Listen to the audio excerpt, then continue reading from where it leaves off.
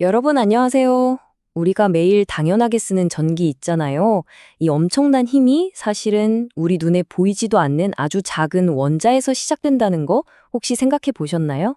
오늘은 바로 그 원자의 세계로 깊숙이 들어가서 어떻게 그 작은 입자가 우리 삶을 움직이는 거대한 에너지가 되는지 그 여정을 함께 떠나보겠습니다. 자, 그럼 먼저 좀 넓게 큰 그림부터 한번 볼까요? 이게 2003년 데이터인데요. 전 세계가 에너지를 어디서 얻었나 하고 보니까 와, 이거 보세요. 석유, 석탄, 천연가스 이 세 가지 우리가 흔히 말하는 화석 연료가 전체의 80%가 넘어요. 거의 대부분이죠. 바로 이 지점에서 우리의 에너지에 대한 고민이 시작되는 겁니다. 그러니까요. 바로 여기서 인류의 아주 근본적인 딜레마가 딱 드러나는 거죠. 한쪽에는 뭐 지금 당장 쓰기엔 편하지만 언젠가는 고갈될 화석 연료가 있고요. 다른 한쪽에는 태양이나 바람처럼 우리가 잘 활용하기만 하면 거의 무한정 쓸 수 있는 재생에너지가 있습니다. 현재의 편리함과 미래의 지속 가능성 사이에서 우리는 어떤 길을 가야 할까요? 좋아요. 그럼 이 거대한 에너지 문제를 이해하려면 우리는 어디서부터 시작해야 할까요?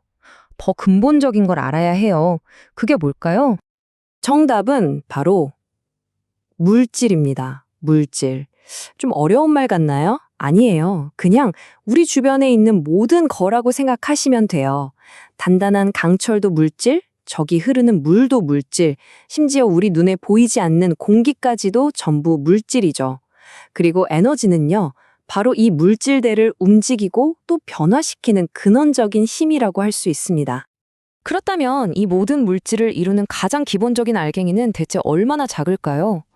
이게 정말 상상을 초월하는데요. 여기 아주 작은 핀머리 있잖아요. 그 끄트머리의 표면에 되어갈 수 있는 원자 개수가 무려 10조 개라고 합니다. 10조 개요. 정말 어마어마하죠? 자, 지금부터 이 경이로운 세계로 한번 줌인 해보겠습니다. 물질의 상태 변화, 이걸 가장 쉽게 이해할 수 있는 게 바로 물이에요. 우리한테 아주 익숙하잖아요.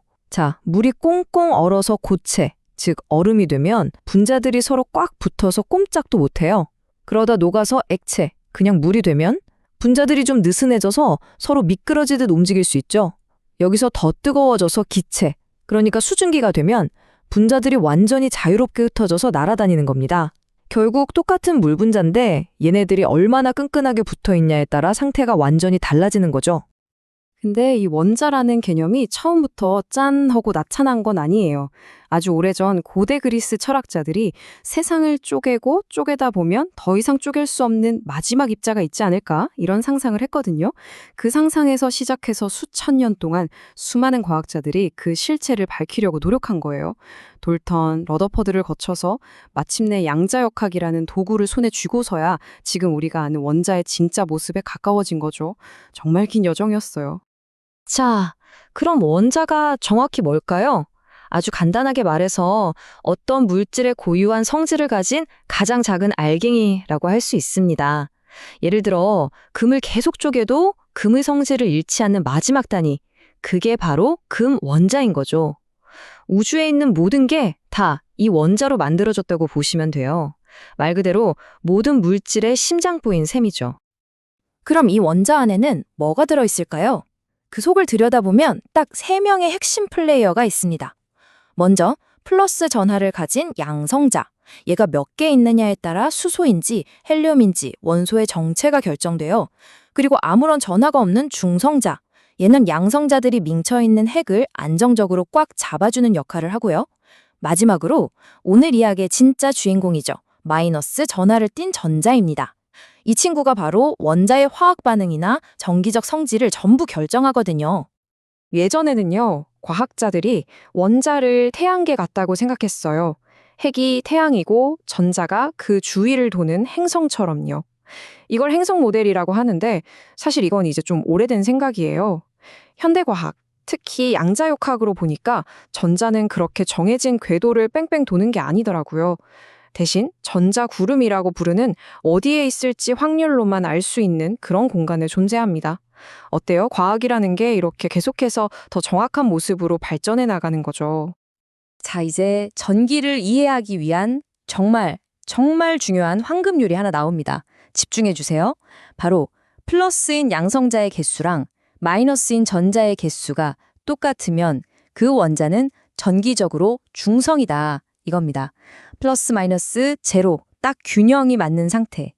모든 건 이 균형 상태에서 시작해요. 그럼 만약에 이 완벽한 균형이 깨지면 어떻게 될까요? 예를 들어 원자가 전자를 하나 잃어버리거나 반대로 어디서 하나 더 얻어오면요. 그때부터 이 원자는 이온이라는 새로운 이름을 얻고 전기적인 성질을 띠게 돼요. 마이너스인 전자를 잃었으니까 플러스 성질이 강해져서 양이온이 되고 전자를 하나 더 얻었으면 마이너스 성질이 강해져서 음이온이 되는 거죠. 아주 간단하죠? 이게 바로 전하가 생기는 기본 원리입니다.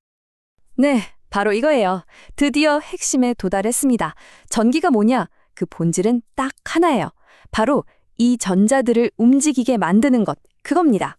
원자 안에 갇혀있던 이 작은 입자들을 한 방향으로 쭉 움직이게만 하면 그게 바로 세상을 밝히는 거대한 에너지가 되는 거예요. 그럼 대체 어떻게 이 조그만 전자들을 움직일 수 있을까요? 이 수많은 전자들을 한꺼번에 대량으로 움직이려면 어떻게 해야 할까요? 그 해답은 바로 발전기에 있습니다. 원리는 생각보다 간단해요. 먼저 물이든 증기든 바람이든 어떤 힘을 이용해서 거대한 바람개비 같은 터빈을 쌩쌩 돌립니다. 그럼 이 터빈에 연결된 아주 강력한 자석도 같이 맹렬하게 돌겠죠?